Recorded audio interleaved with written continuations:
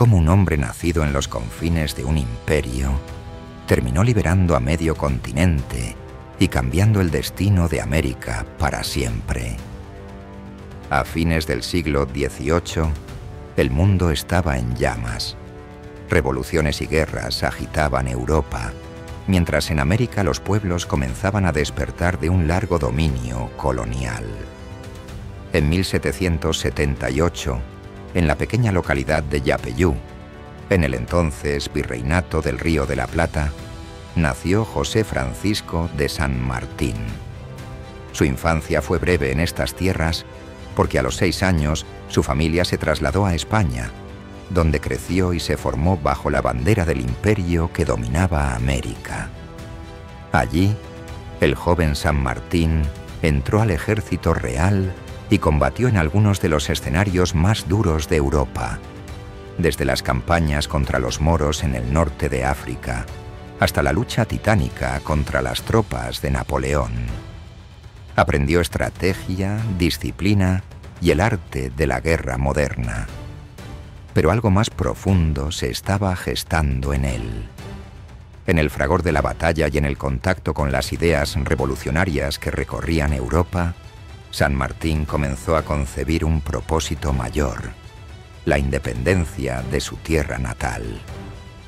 Así, el militar formado en las guerras de Europa tomó una decisión inesperada: dejar atrás una prometedora carrera para regresar a un continente convulsionado, donde su destino no sería servir a un rey, sino luchar por la libertad de los pueblos de América. La gran pregunta estaba planteada: ¿cómo lograría un solo hombre liberar territorios tan vastos, enfrentarse a un imperio y vencer con ejércitos que, muchas veces, parecían condenados a la derrota? Cuando San Martín puso pie en América en 1812, no lo esperaba la gloria, sino un continente en llamas y al borde del fracaso. Las revoluciones independentistas habían comenzado, pero los primeros intentos estaban plagados de derrotas. En el Río de la Plata, las campañas al Alto Perú habían terminado en desastre. En Chile, la contrarrevolución realista amenazaba con aplastar cualquier brote de libertad. Y en Perú, el virreinato más poderoso de Sudamérica, el dominio español seguía firme, protegido por riquezas y ejércitos profesionales. San Martín no llegó a un escenario de esperanza, sino a un tablero donde el enemigo parecía invencible. Los ejércitos patriotas eran mal equipados, con recursos escasos y divisiones internas entre criollos. Además, Buenos Aires, epicentro de la revolución rioplatense, estaba desgarrada por luchas políticas que debilitaban la causa. En este contexto, muchos veían imposible derrotar a España, pero San Martín, lejos de desanimarse, comprendió que la libertad de América no se lograría con improvisaciones ni victorias aisladas. Se necesitaba un plan maestro. El desafío estaba claro. Sin una estrategia diferente, las revoluciones estaban condenadas al fracaso. San Martín, formado en los campos de batalla europeos, había visto cómo se vencía a ejércitos más poderosos que los españoles. Ahora le tocaba trazar la ruta que convertiría la desesperanza en un proyecto de liberación continental. Donde otros veían fronteras imposibles, San Martín trazó un camino que parecía una locura: liberar un continente cruzando montañas imposibles. San Martín comprendió que la clave no estaba en insistir en el Alto Perú, donde los ejércitos patriotas habían fracasado una y otra vez. El corazón del poder español estaba en Lima, y para llegar allí no bastaba con chocar de frente contra las defensas realistas. Había que rodearlas. Su estrategia fue audaz. Primero consolidar la independencia en el Río de la Plata, formando un ejército disciplinado y moderno. Luego, cruzar la cordillera de los Andes para liberar Chile. Y desde allí, con la base asegurada en el Pacífico, avanzar por mar hacia el Perú y golpear al virreinato en su propio centro. Era un plan de dimensiones colosales.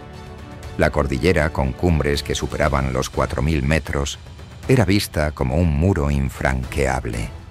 Nadie pensaba que un ejército pudiera atravesarla con cañones, caballos y provisiones.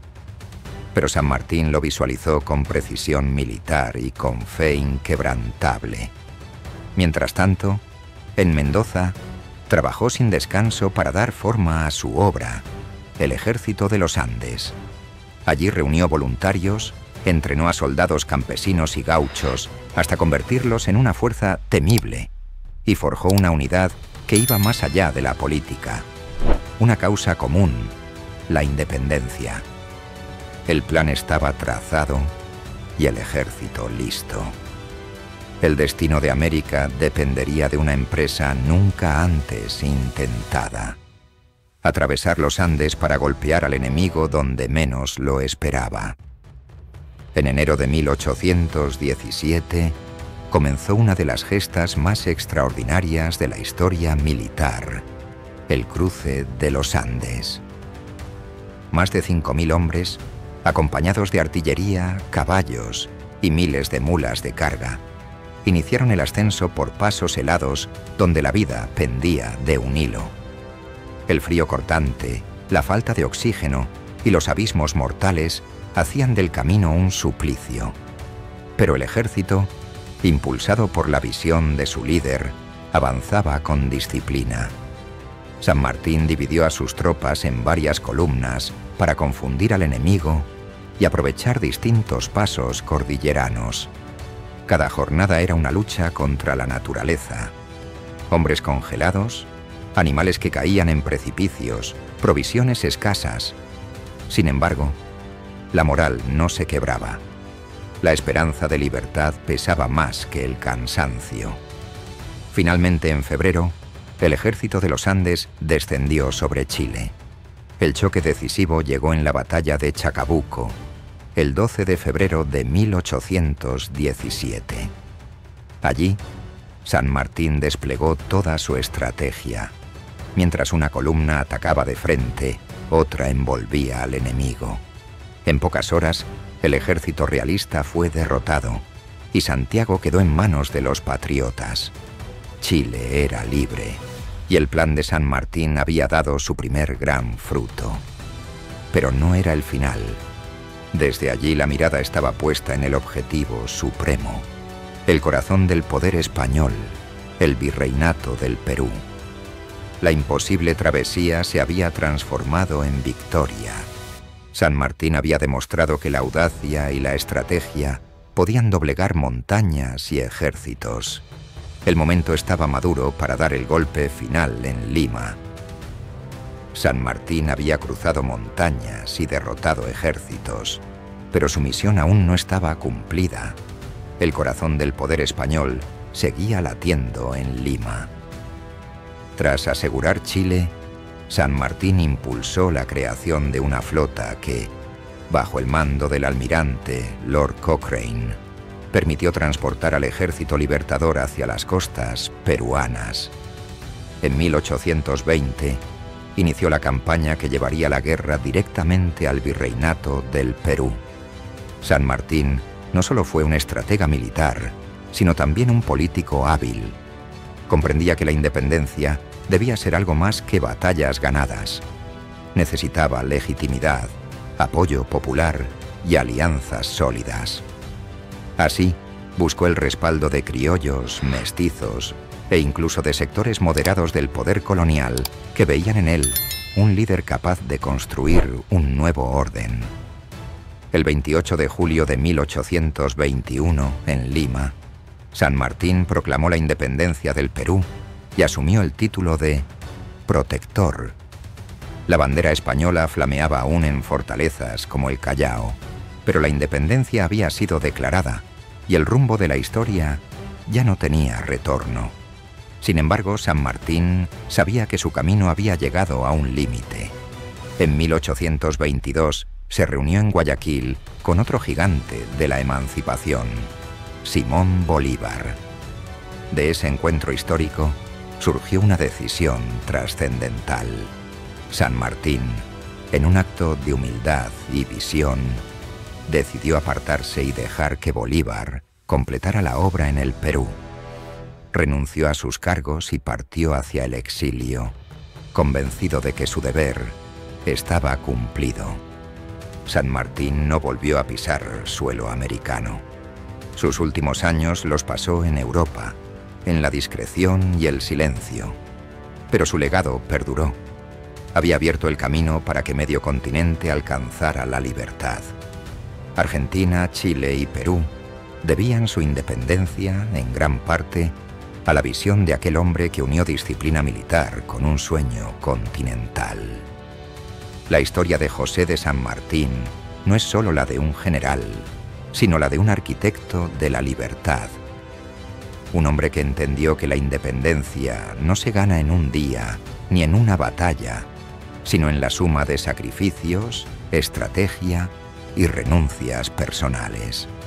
Su gesta nos recuerda que la grandeza no siempre está en quienes se aferran al poder, sino en quienes saben dejarlo en el momento justo, después de haber cumplido su misión. San Martín cruzó montañas, pero sobre todo, supo cruzar la frontera entre la ambición personal y el destino colectivo. Por eso, aún hoy, es llamado con justicia el padre de la patria. Gracias por acompañarnos en esta crónica de la historia de José de San Martín. Si te gustó este video, no olvides darle like y suscribirte al canal para descubrir más nombres que hicieron historia. Activa la campana de notificaciones para no perderte ninguno de nuestros episodios. Hasta la próxima.